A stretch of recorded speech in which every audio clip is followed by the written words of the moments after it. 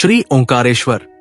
ये ज्योतिर्लिंग मध्य प्रदेश में पवित्र नर्मदा नदी के तट पर स्थित है। इस स्थान पर नर्मदा के दो धाराओं में विभक्त हो जाने से बीच में एक टापू सा बन गया है।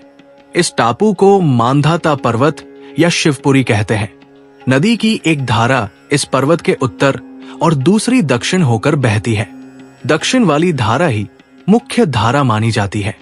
इसी मांधाता पर्वत पर श्री ओंकारेश्वर ज्योतिर्लिंग का मंदिर स्थित है।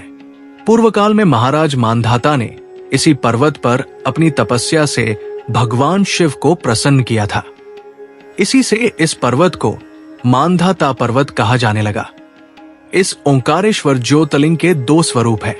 एक को ममलेश्वर के नाम से जाना जाता है। ये नर्मदा के दक्षिण तट पर ओंकारेश्वर से थोड़ी दूर हटकर है। पृथक होते हुए भी दोनों की गणना एक ही में की जाती है। शिवलिंग के दो स्वरूप होने की कथा पुराणों में इस प्रकार दी गई है। एक बार विंध्य पर्वत ने पार्थिव अर्चना के साथ भगवान शिव की 6 मास तक कठिन उपासना की। उनकी इस उपासना से प्रसन्न होकर शंकर जी वहां प्रकट हुए।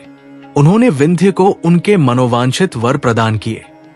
विंध्याचल की इस वर प्राप्ति के अवसर पर वहां बहुत से ऋषिगण और मुनि भी पधारे। उनकी प्रार्थना पर शिवजी ने अपने ओंकारेश्वर नामक लिंग के 2 भाग किए।